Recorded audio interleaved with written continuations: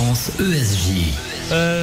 Cette 5e saison de Storytelling touche à sa fin ce soir. Mais qu'est-ce que c'est vraiment Storytelling? Justement, on a une ancienne voix de Storytelling qui est là pour nous le dire. Yanis Darras, vous avez parlé juste avant. Rebonsoir Yanis Darras. Bonsoir Lucas, je suis content d'être là. Bah oui. Je suis ravi de voir que vous êtes toujours là aussi.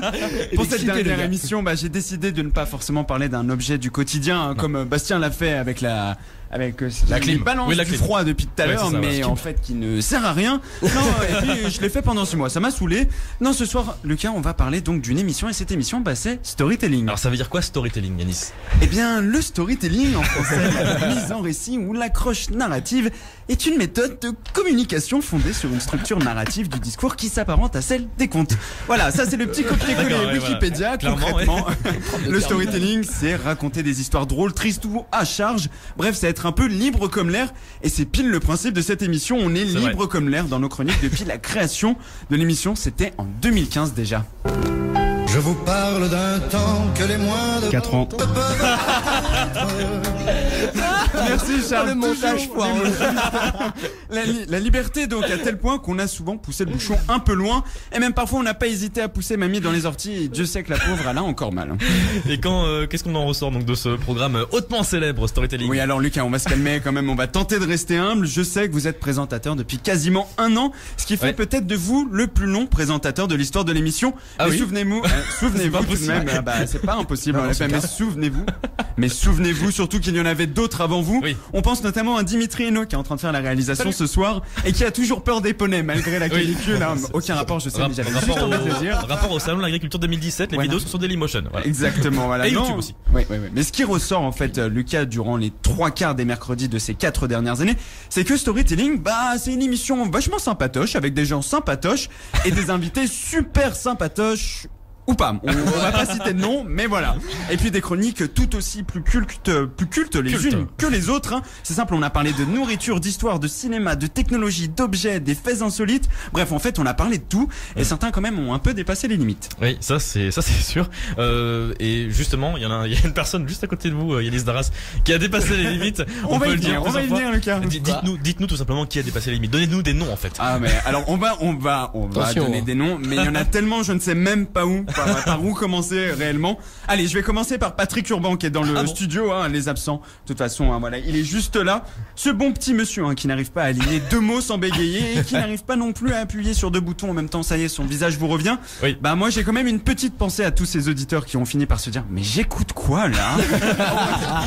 Heureusement que le petit quand même il est calé sur le monde de la musique parce que quand même il nous a apporté des détails sur certains sons qu'on n'aurait même pas imaginé. C'est vrai. Puis c'est Manon Blanchis qui est venu nous parler musique et aussi faire la boîte à rire, en plus de détruire donc les oreilles des auditeurs à chaque bonjour. Madame a décidé d'animer les chroniques des autres.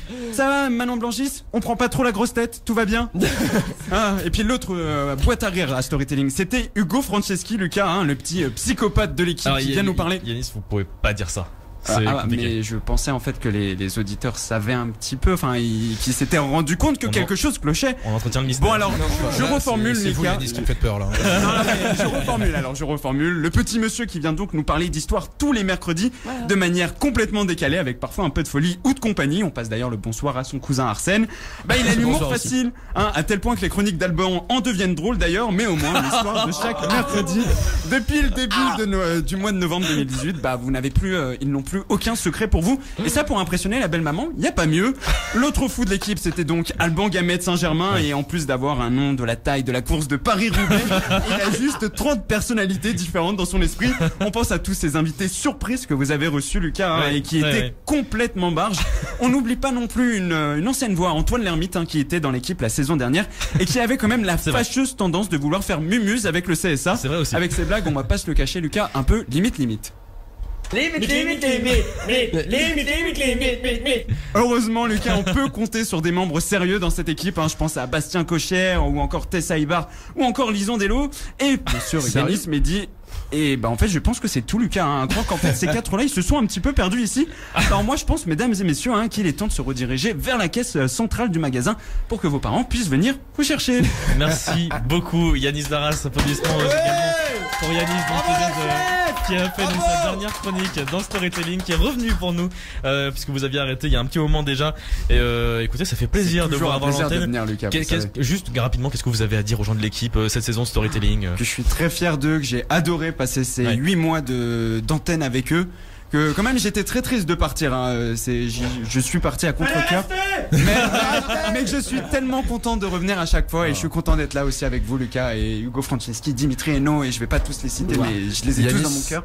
Oui, il y a Dimitri un message d'Alban Gamet de Saint-Germain qui dit: je vais rentrer avec des couteaux, ça va faire mal. Voilà. Écoute, Alban, je vous attends, Alban Gamet. Il se fait clasher depuis le début de l'émission, il peut rien dire, Alban. Et ben en tout cas, merci beaucoup Yanis Merci à Zaras vous, d'être Lucas. revenu parmi nous pour cette dernière chronique un peu sur ce qu'est Storytelling et tous les membres de la rédaction. Merci beaucoup Yanis. Fréquence ESJ.